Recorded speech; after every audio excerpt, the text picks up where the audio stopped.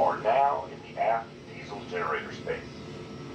Proceed to the generator control panel and turn the knob below the flashing red light to test the generator.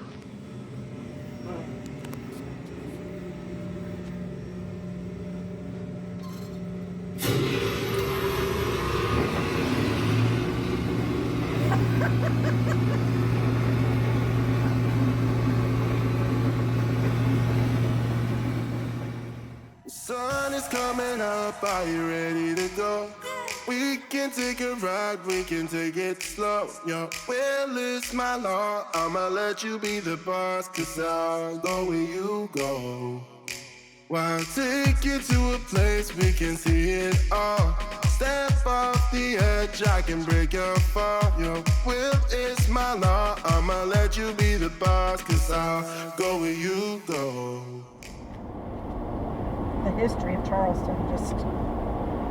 There's so much history here, you can't ignore it.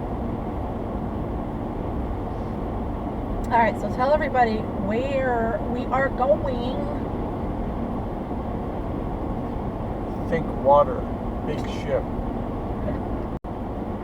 Military. Think Battleship Gray. Patriots Point. We're going to Patriots Point Naval Museum. Naval and Maritime Museum. Yep. Yes. Have this feeling, haven't felt for so long. Took a hold on me and won't let go. I've been sleeping, caught me off my guard. 'Cause you're in my space and now I'm so. Pull me towards you and I cannot fight it. My head's underwater, I try to disguise it. Want you to hold me, though we haven't spoken. I need that something to get me to open. You are only a shot away from me to be my everything. 'Cause you are only a shot away from me to be my everything. You are only a shot away from me to be my everything. 'Cause you are only a shot away from me to be my everything. Shot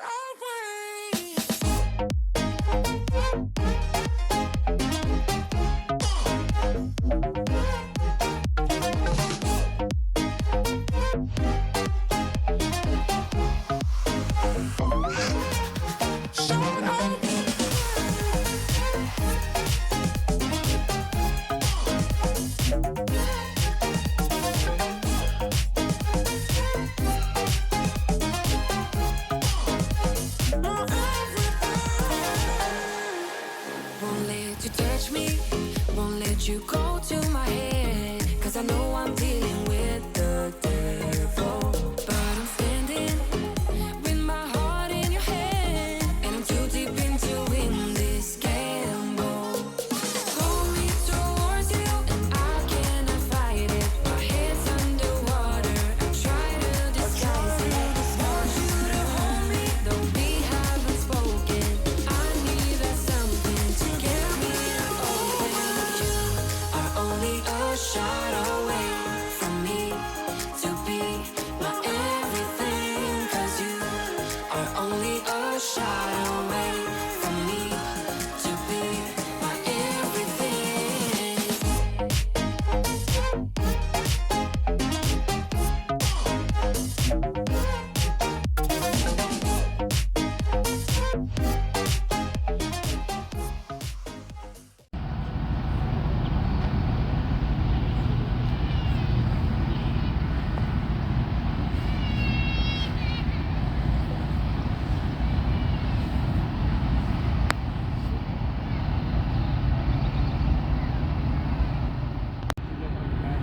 Not yet.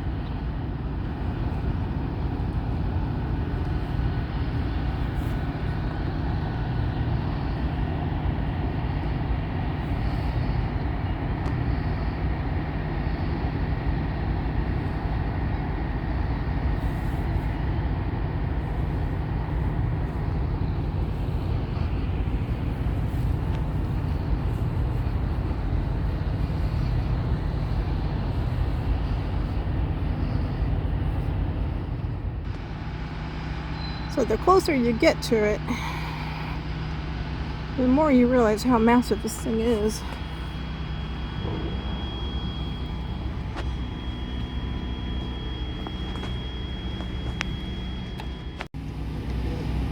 Alright, so that is the Laffey.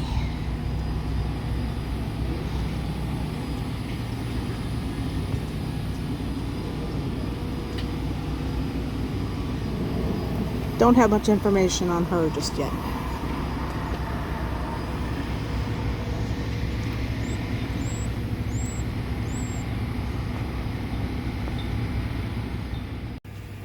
We'll start from scratch if you don't mind. No, Go ahead. absolutely. All right, guys, take care. Yes, sir. Okay, Laffey is one of 56 destroyers that was constructed during World War II. She was third in that construction bill. Today, Laffey is the only one of those 56 that still exists. And Laffey's career started out almost immediately after she was commissioned. Yeah. Her very first deployment was to Normandy. Oh, She was wow. there for the D-Day invasions. Yeah. And her job while she was there was to bombard Omaha and Utah beaches. And that's what she did for 3 solid days. Wow. She'd stay on the station and expel every 5-inch gun or shell she had. And then she'd have to turn around, steam over to England, back across the channel, rearm, turn around and come back and do it again. She did that for 3 solid days. On the 4th day, she was reassigned to go up north to Cherbourg, France. While she was up there again bombarding the beaches, Yeah. she was able to knock out 2 big German 14-inch gun emplacements. So that was a big feather in Laffey's hat and her crew, which in turn saved an awful lot of American lives. Absolutely. Okay, Laffey was then dispatched back to the States. She had a very brief yard period. She got a new radar, enhanced radar. Okay, so then she was transferred to the West Coast. Yeah. She no sooner got out there and was sent to the Pacific Theater. Of course, yeah. Okay, she was in Japanese waters for about 3 days. And the ship and the crew found out what kamikazes were all about, what they were. Yeah. Okay, eventually Laffey spent about total of almost 2 weeks in country, and she finally got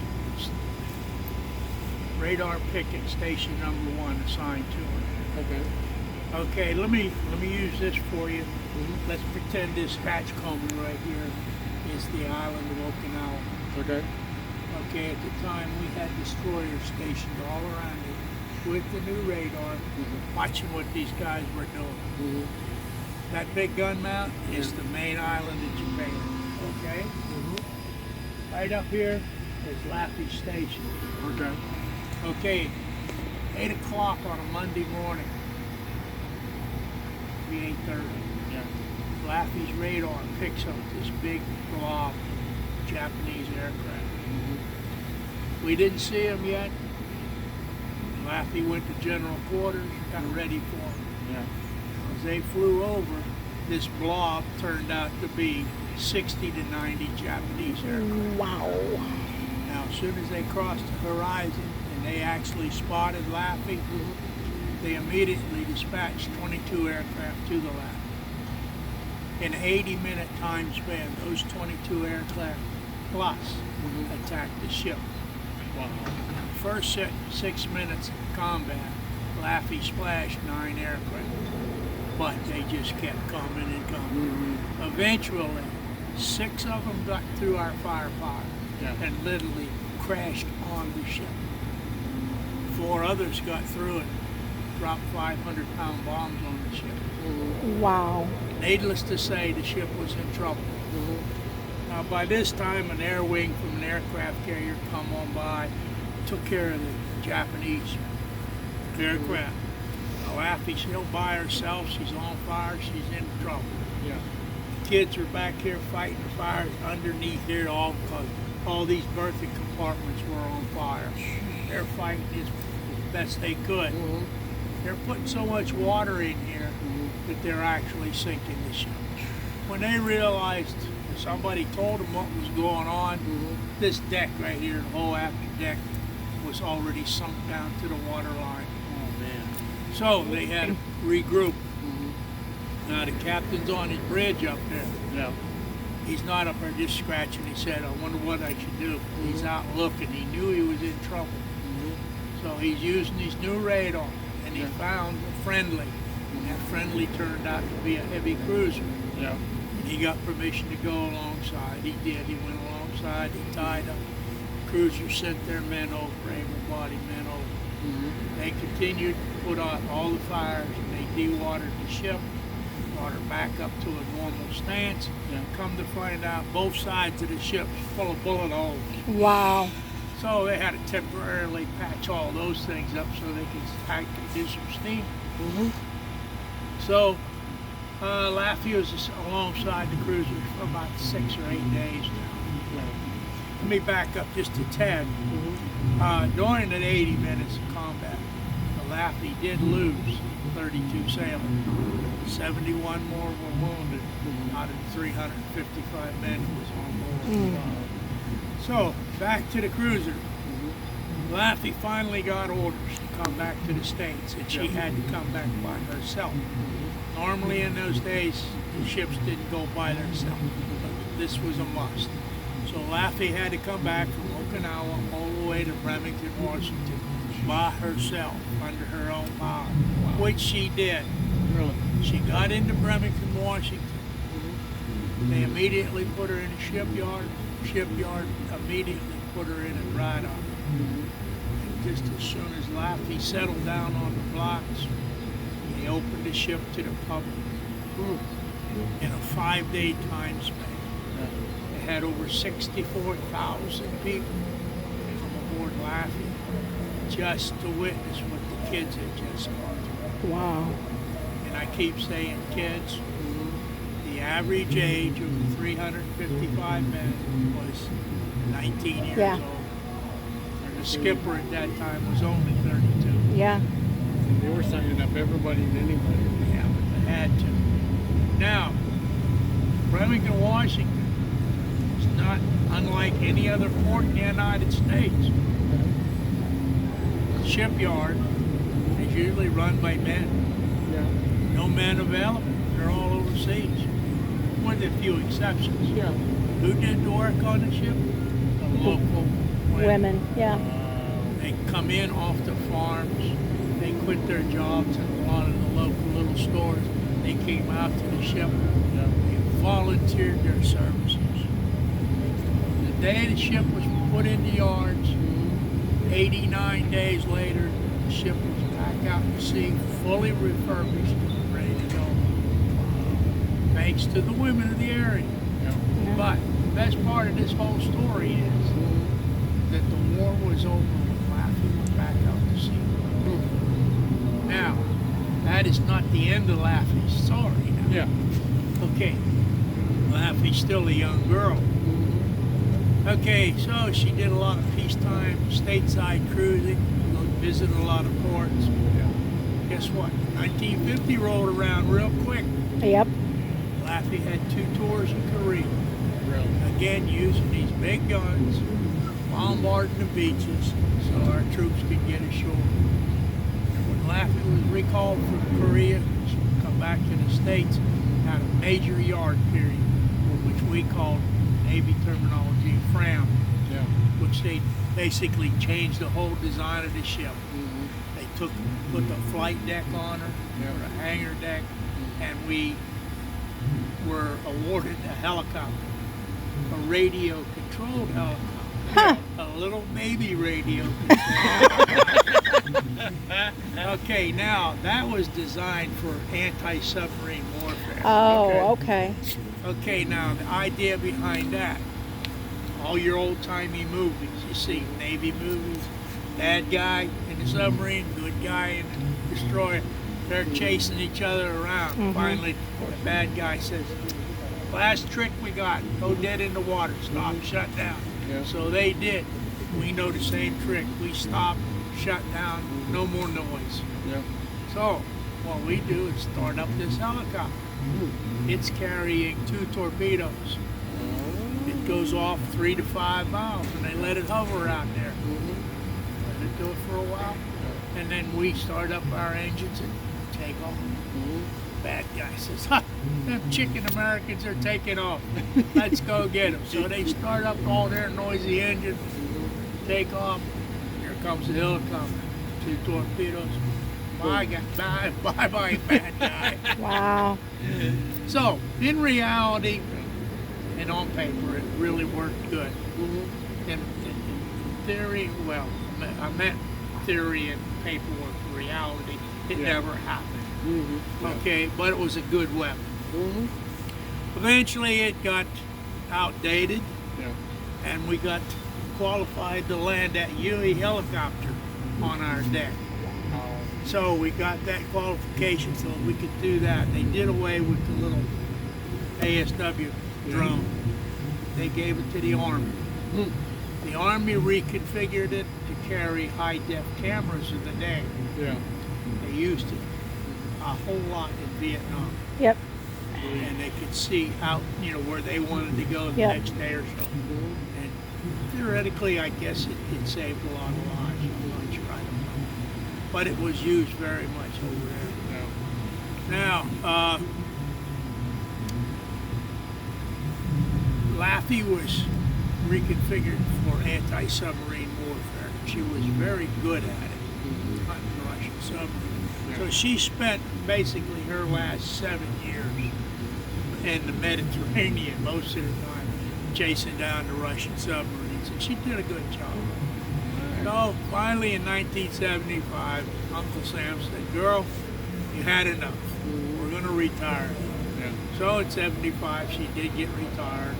We got her down here in 1980, and she's been here ever since. Wow. Hopefully we get to go to the yards next year. Hopefully. And what they call a makeover.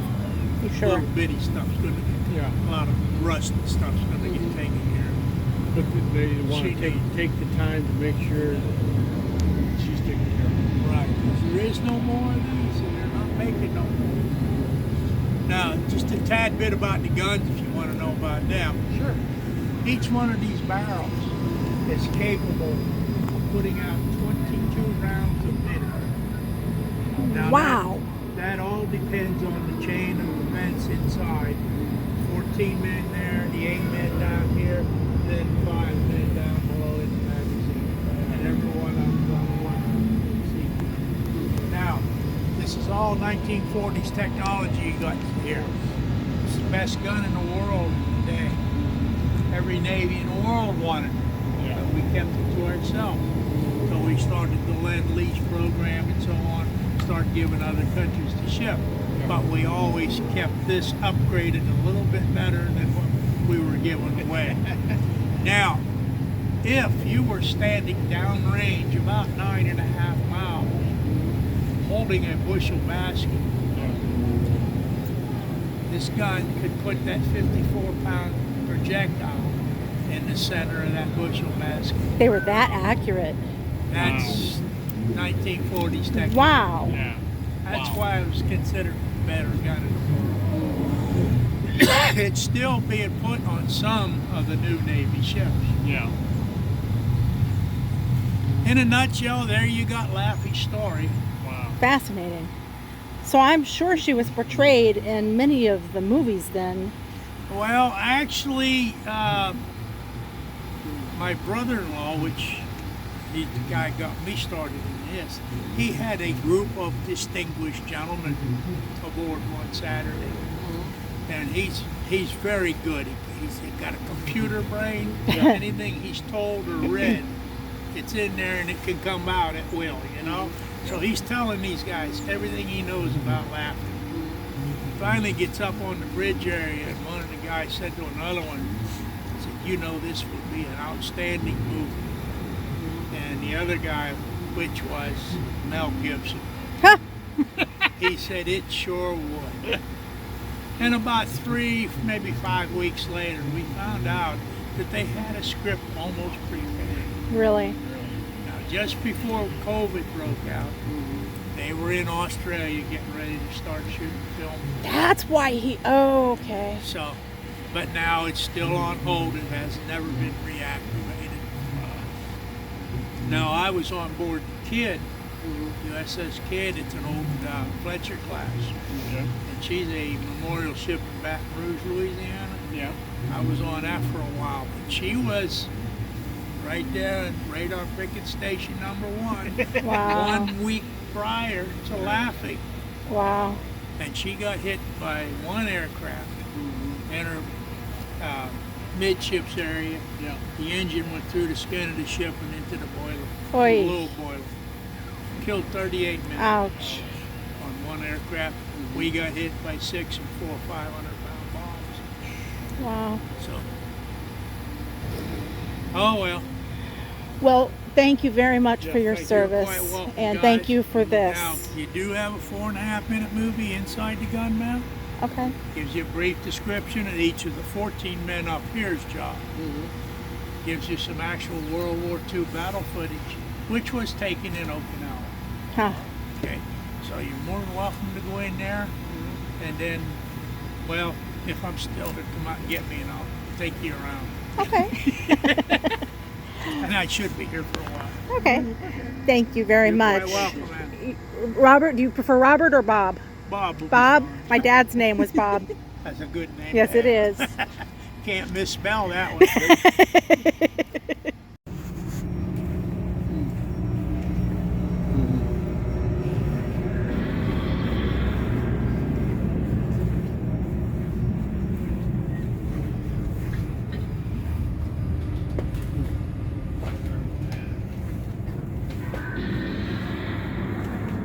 There. MK9 depth charge. And teardrops.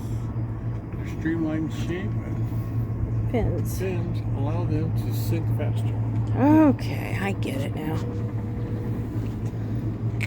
Huh.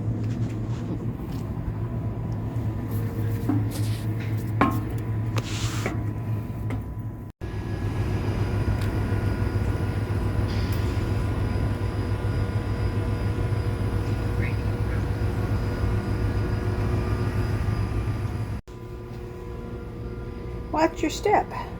Oh, there's arrows pointed on the floor. I think we're supposed to be the other way. I don't know.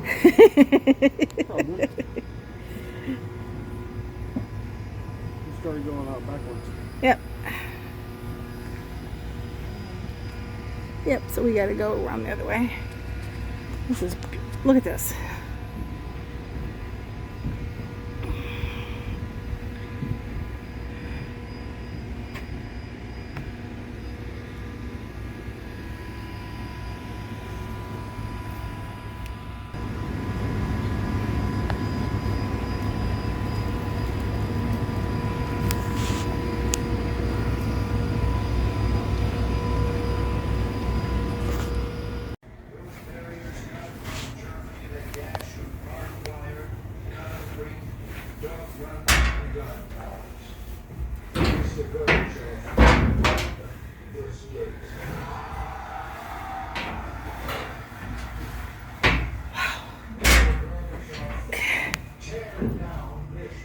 It's just,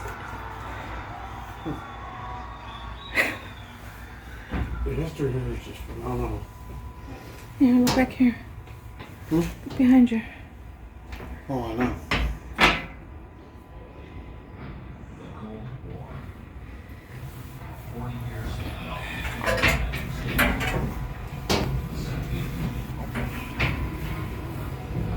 It's a time of mistrust and espionage.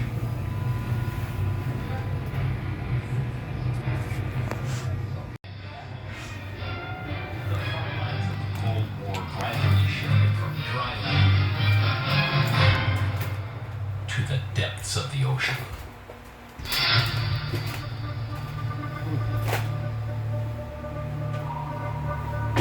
The year is 1970. A new war machine, deadlier than any other, stalks silently in the deep. Soviet Yankee-class ballistic missile submarines carried weapons many times more powerful than the ones dropped on Hiroshima and Nagasaki. Over a dozen of these vessels. The year is 1970. now entering the Combat Information Center.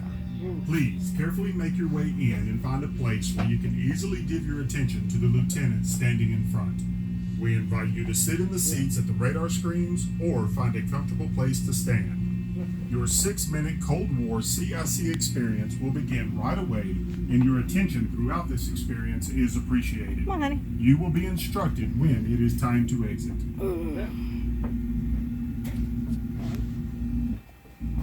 Lieutenant Waters, report to the bridge. On the main plot board here. Soviet reconnaissance aircraft have been buzzing the fleet for days, and it looks like any minute that bear will be flying right over us. Over the last several years, the Soviets' presence here has steadily grown. There he goes. Yeah, they love to photograph us and complicate our lives. Following that, Minosky?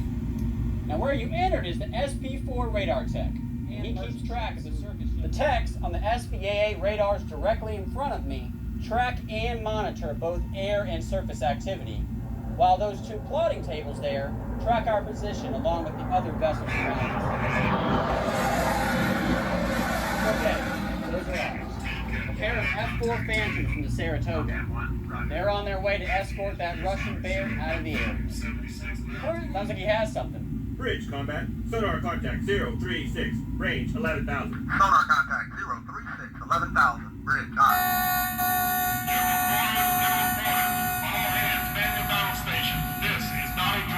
This has quickly turned into a very serious, high-risk situation. It appears... Bridge combat. Sonar contact on course 140, 4 knots. Sonar contact on course 140, 4 knots. Bridge, aye. Continue to report the bearing and range of the contact.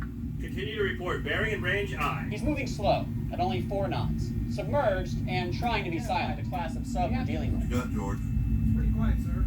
Based on frequency, it sounds like a Soviet Echo-2 class submarine. Bridge combat. Sonar contact is a Soviet Echo-2 class submarine. Sonar contact is Soviet Echo-2 class submarine. Bridge, aye. Worse than I thought. This is a Soviet nuclear sub, armed with cruise missiles that can take out both us and the Saratoga.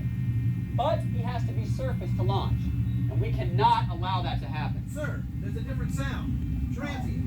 It could be floating a torpedo tube. Let's be It's hard to tell at this range. Combat bridge, what is the current bearing to the contact? Contact bears 355 degrees relative. 355 degrees relative. Bridge, aye.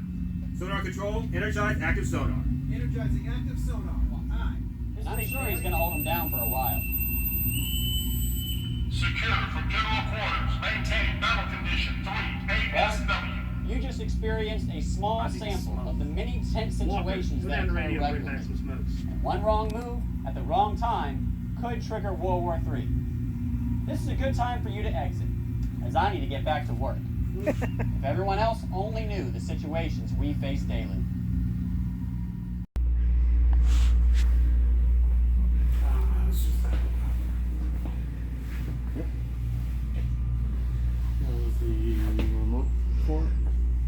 Dash controller.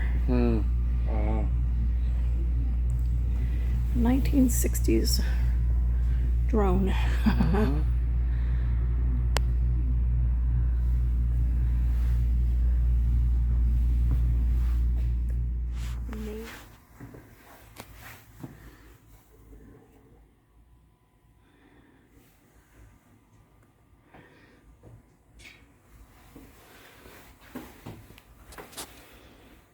Didn't say anything about not sticking your arm in there.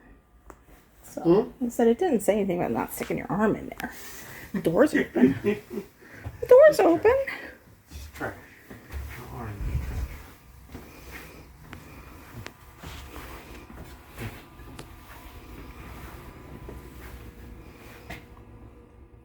Oh, is this where they...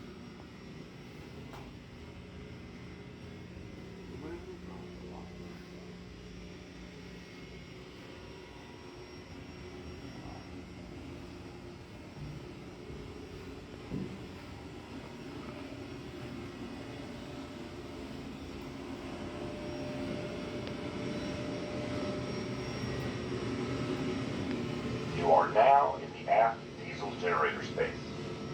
Thank you. Proceed to the generator control panel and turn the knob below the flashing red light to test the generator.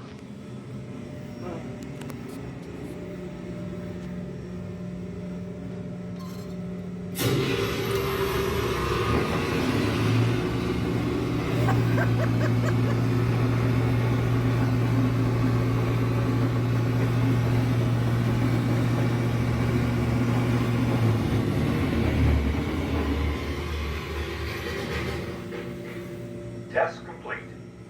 Please proceed to the number 2 engine room. Okay then.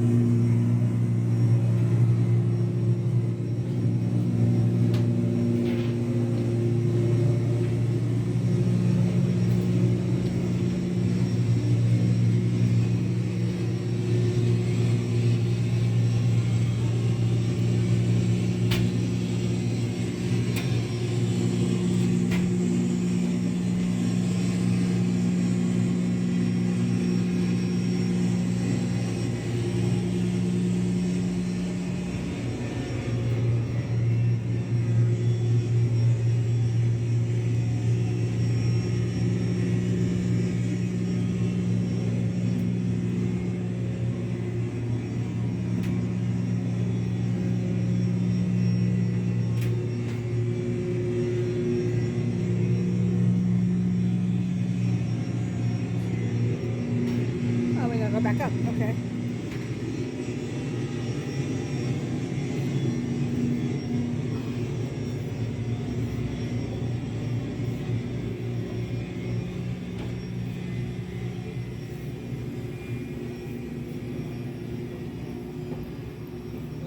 Sorry. It's okay.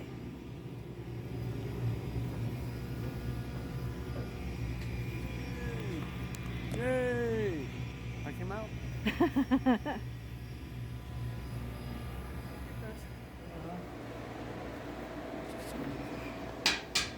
You are now inside the aft 5-inch 38 caliber gun mount of the USS Laffey. This caliber gun is considered to be one of the best naval guns of World War II. You are one of the 14 highly trained young men whose battle station is inside the tight quarters of this mount. The mount captain heads this crew consisting of a trainer, a sight setter, a pointer, a sight checker, a fuse setter, 2 projectile and rammermen, 2 powdermen, all working together with exacting precision to fire these huge guns, which are capable of firing up to 22 55-pound rounds per minute per barrel, up to 18,000 yards, and as high as 37,000 feet.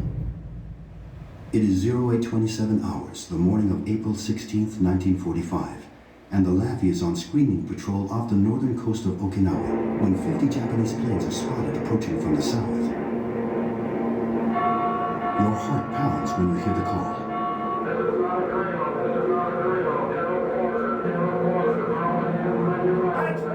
Switch to automatic. Alien group, fill the hoist and main common and full service charge. Stand by. At 0830 hours, 4 of the planes break formation, making a kamikaze run. We're ready to fire. Come in ready, sir. Hey,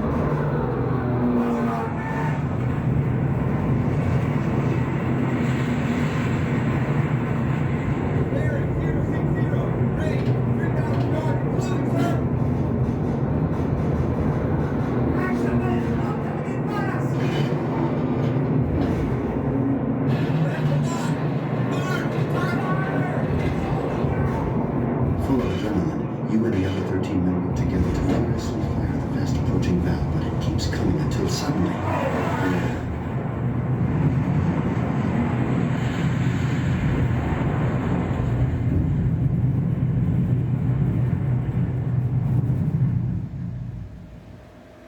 The next thing you know, you are being pulled through heavy smoke away from the intense flames. You are one of the fortunate ones as the kamikaze plane disintegrates on impact, ripping open the side of the gun mount, with a major explosion from the bomb it was carrying, which in turn ignited the adjacent powder magazine, starting a major fire. 6 of your buddies who were only feet away from you are killed.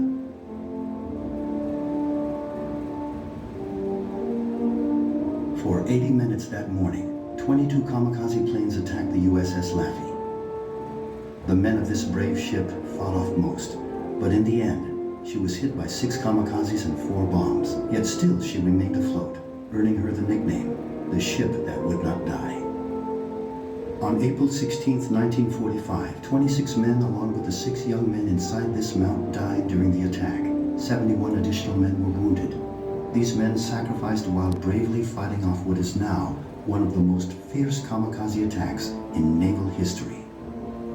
They were someone's son, brother, grandson, even father, and this day they gave all for our country. We now honor them by providing you a small look into what they experienced that historic day. We must never forget their service nor their sacrifice for our nation.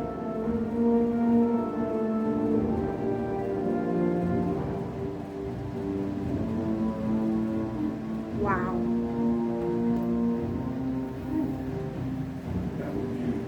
Wow. I just wish you could feel the vibrations of that demonstration. Wow. Well, here's a different perspective of the Laffey as we get ready to tour the USS Yorktown.